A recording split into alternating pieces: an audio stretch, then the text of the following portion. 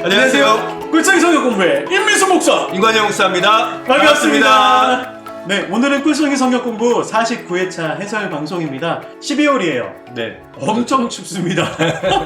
집에 있으면요, 이렇게 따뜻한 이불 이렇게 덮고 있는 게 굉장히 행복하고 좋습니다.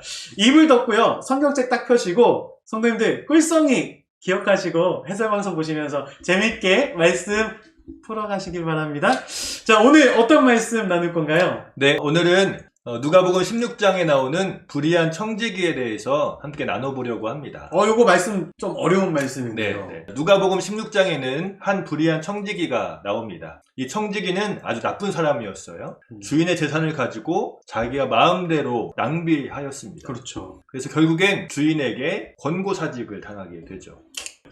이 청지기가 이제 자신이 실직당할 것을 생각하며 이렇게 고백합니다. 땅을 파자니 힘이 없고 빌어먹자니 부끄럽구나 아이고. 라며 한 가지 꾀를 내는데요. 주인에게 빚을 졌던 사람들을 하나씩 불러서 그 주인의 빚을 탕감해 줍니다. 자네는 기름 100말 빚을 졌지? 그러면 50말로 갚게. 어이구, 50만. 자네는 밀 100석을 빚을 졌지? 그러면 80석만 갚게. 오, 80석.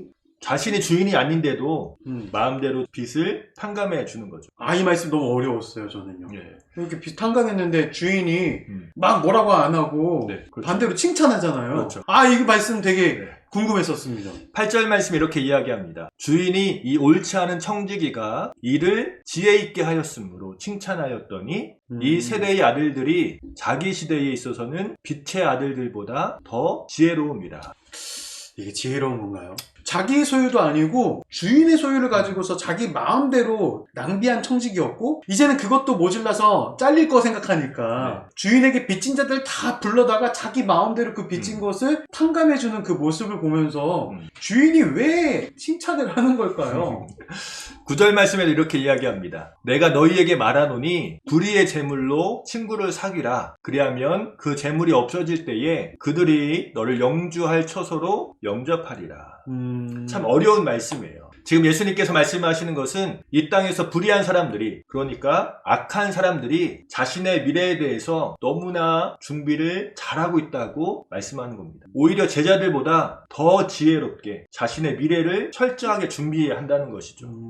그런 점에서 이 불의한 청지기는 지금 보험을 들고 있는 거예요. 내가 지금 이 사람들의 빚을 탕감해주면 그 후에 내 삶이 편할 것이라는 거죠. 그들의 도움을 받게 될 거다. 이런 생각을 하는 거죠. 그렇죠. 미래를 잘 대비하는 삶의 모습에 대해서 예수님께서 칭찬하시는 겁니다. 그런데 이 불신자들은 하나님도 모르고요, 세상의 원리들도 모르고 바르게 살아야 할 길이 무엇인지 잘 모르지만 그냥 자신의 미래를 대비하면서 살아가는 것입니다. 그에 반해서 예수님을 믿는 사람들은 어떨까요? 하나님도 알고 하나님께서 세상을 통치하시고 다스리신다는 것도 알고, 우리가 사도신경에서 고백하는 것처럼 예수님께서 하나님 우편에 앉아 계시다가 거기로부터 살아있는 자와 죽은 자를 심판하러 오신다는 것도 잘 알고 있습니다. 네네. 그런데 하나님의 심판을 믿고 있는 사람들이 미래에 대해서 대비하지 아니하고 준비하지 아니한다는 것이죠. 심판에 대해서 아무것도 모르는 저 믿지 않는 사람들도 자신의 미래를 위해서 저렇게 준비하며 살아가는데 믿는 자들이 아무런 대책 없이 살아간다고 말씀하는 겁니다. 자, 그러면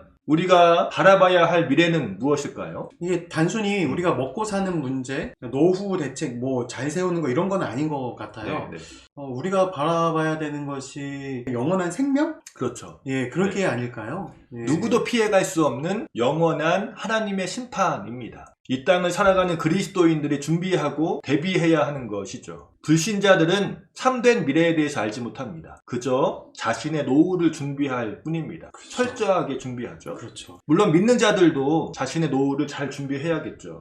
그런데 우리가 이 땅의 삶에 있어서의 노후를 준비하는 것만큼 그보다 훨씬 더 많이, 훨씬 더 열심히 영원한 하나님의 나라에 대해서 철저하게 준비해야 함에도 불구하고 그렇지 못한 것에 대해서 예수님께서 책망하고 계신 겁니다. 참된 미래를 준비해야만 하는 것이죠. 그러면 이 미래를 준비하기 위해서는 어떻게 해야 할까요? 이것이 바로 누가복음 16장 9절 말씀에 불의한 재물로 친구를 사귀라는 명령입니다.